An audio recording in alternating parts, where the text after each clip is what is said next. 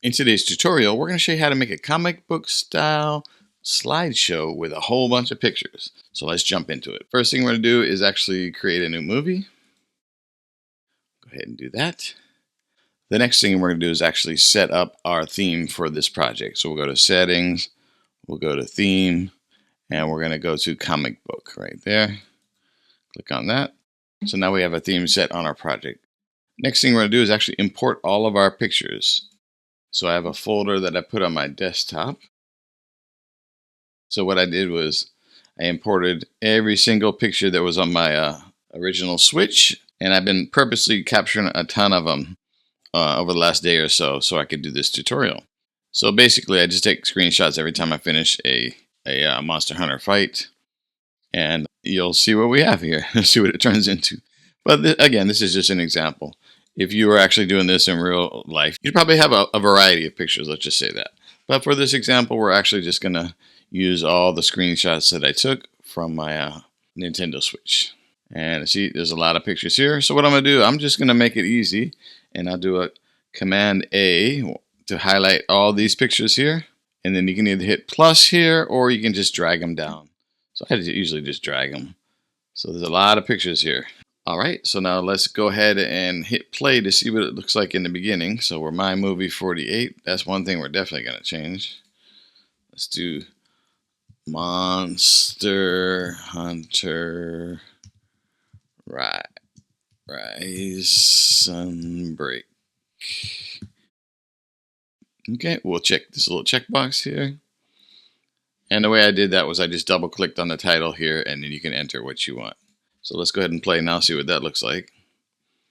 Monster Hunter Rise Sunbreak, issue 1.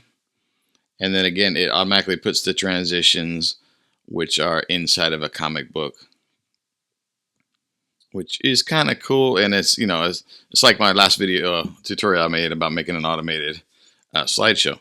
But what I wanted to do here was actually show you some other things you can do to improve the quality of the actual images in, or do any color correcting or things like that. So what I'll do is start by showing you a couple things here. So let's just stop on any picture. We'll click on it, and we'll go to our cropping tool here. And you'll notice that it's Ken Burns, right?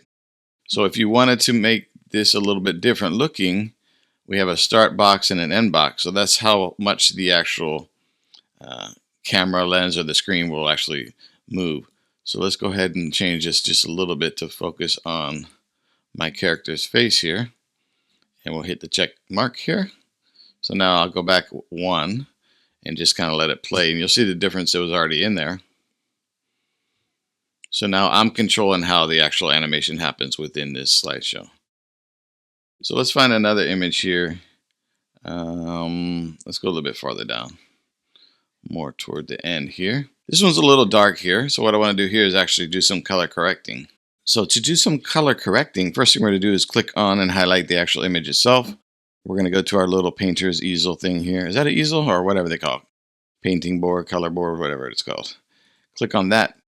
And we have some items here. And if you hover over each of the dots, it kind of tells you what it does.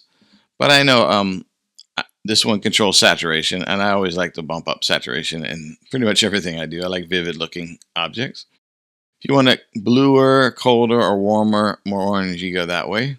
But I know this one needs a little bit more light in it. So we're going to increase the actual overall light levels in this thing. Yeah, I think that's a little bit better. Like that, yeah. Let me get a little bit more saturation. There we go. And then you just basically, once you're finished, you can either reset to start from scratch, or you can just click somewhere else to accept all the changes. Okay. Also, I want to mess with the Ken Burns here. Let's see. He's got a very, very tight Ken Burns. So let's just what can we do? Again, we'll just have it focus more on the actual. So this is the start and this is the end. Let's flip these by hitting these 2 arrows here. So now it's start wide and narrow in at the end. Okay, I think that's pretty, yes, let's go that high. Okay, go ahead and click on the little checkbox. All right, so now if you'll notice, the old one's dark, the new one's lighter. So let's go ahead and play it.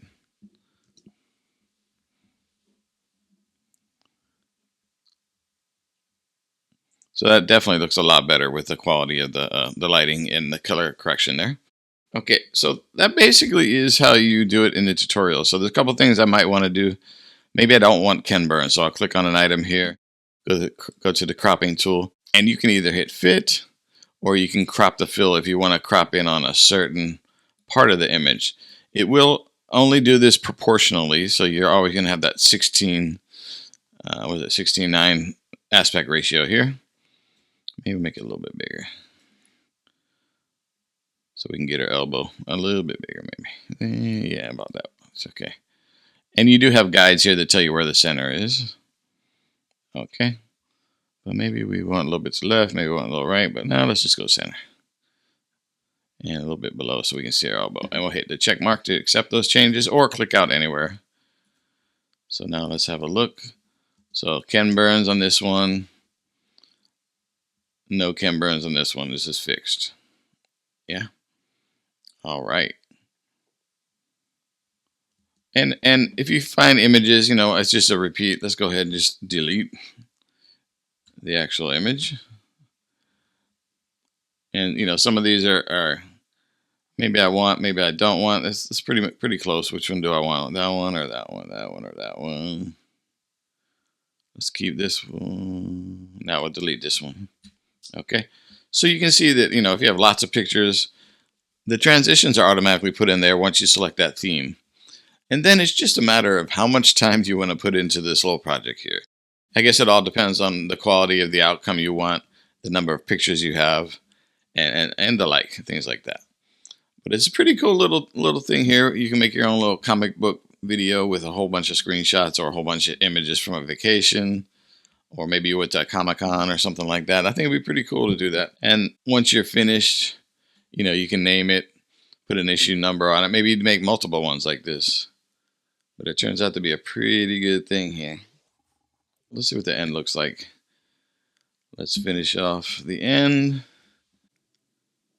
And then you'll have directed by your name if you want it on there. And of course, the beginning and the end pictures you probably want to be specific. So you could definitely drag different ones in here and replace them as you like. Let's see. Let's just do an example. I'll just drop it right on top there. Replace. There we go. And I definitely want to color correct this one too. So let's go here. Oops. Let's go there. Let's add a little bit of, come on. Let's highlight that. Go up to our color correcting. Let's make it a little bit brighter by doing these ones here. That should be good. Add a little bit more saturation to make it more comic book-y looking. A little bit more on the orange side, I think. The warm side versus the cold side. So I think I'm going to go a little warm on this one. Oh, maybe not. That's a good question. Nah, I'll do a little bit warm. Just a teeny bit warm. There we go. A little bit more saturation. And perhaps messing with the dark levels as well. There we go. I think that's probably good enough. And then we'll just click out to save it. Have a last look at it. And there you go. We are finished. ET here. This is editing ET coming in from the future. There's one more thing I forgot to show you that is really going to make it look like a comic book. So just select your video or an image. Go up to these little 3 overlapping dots here. Go to your clip filter here. And there's a whole bunch of comic book filters you can actually use. So comic book basic, comic book cool, comic book ink. Comic mono, comic vintage. You know, there's just a bunch of other filters you can actually use if you wanted to make it look, you know, black and white or a basic look. Let's go ahead with that one here. So yeah. And again, once you put that filter on, you still can go to the actual color correction tool and, you know, bump up the saturation crazily, make it cold, make it warm. Make it dark, make it light. There's all kinds of customization you can actually add here. So I think that is pretty cool, don't you? Okay, let's jump back into the edit. So basically, all you need is a bunch of images, or you can do with videos, a bunch of videos. You set your theme over here in the settings, right there, and the checkbox for automatic content there. And then, you can rearrange the order if you like, dragging them in one by one, or you can do just a mass dump like I did and more drag over all these pictures at one time. You cannot touch it and leave it exactly how iMovie does it for you, or you could actually take your time painstakingly arranging the images and the length, messing with the Ken Burns effect, that image movement here, change the direction of that. So let's go here. You can have it start from here going and then end full screen. Let's go ahead and do that. There you go. So you can just make it, make the movements any way you like them with just a little bit of customization. And eventually, I think you'll get a pretty good product here that is a nice little comic book reel of all your screenshots and or video. I want to thank everybody for watching, and we'll catch you next time in the next video. As usual, peace and aloha.